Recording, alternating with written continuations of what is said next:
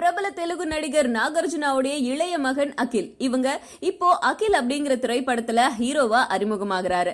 இந்த படம் தமிழிலையும் டப் செய்யப்பட்டு வெளியிடப்படுது. தமிழ் பதிப்புடைய வெளியீட்டு உரிமையை பிரபல தயாரிப்பாளர் சி கல்யாண் வாங்கியிருக்காரு. இந்த நிலையில தெலுங்குக்கும் தமிழுக்கும் அறிமுகமாகிற அகில சூப்பர் ஸ்டார் ரஜினிகாந்த் அறிமுகப்படுத்தி வைக்க போறதா கோலிவுட்ல ஒரு செய்தி அடிப்படுது. அதாவது இந்த படத்தோடைய அறிமுக விழாவுக்கு ரஜினிய அழைப்பு விடுக்கணும் அப்படின்னு படக்குழுவினர் முடிவு செஞ்சிருக்கிறதாக சொல்லப்படுது. அவர் இதுல கலந்துகிட்டாரு அப்படின்னா நாகார்ஜுனாவுடைய மகனை அவர் தான் அறிமுகப்படுத்தி வைப்பாரு அப்படின்னு பேசப்படுது. இந்த விழா அநேகமா அடுத்த மாதம் நடைபெறும் அப்படின்னு எதிர்பார்க்கப்படுது.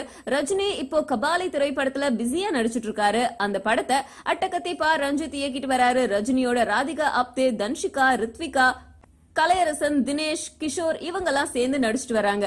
சென்னையில இப்போ படப்பிடிப்பு நடந்துட்டு வருது அப்படிங்கறதால நாகார்ஜுனாவுடைய மகன் அறிமுக விழாவில கலந்துக்குவாரு அப்படின்னே எதிர்பார்க்கப்படுது.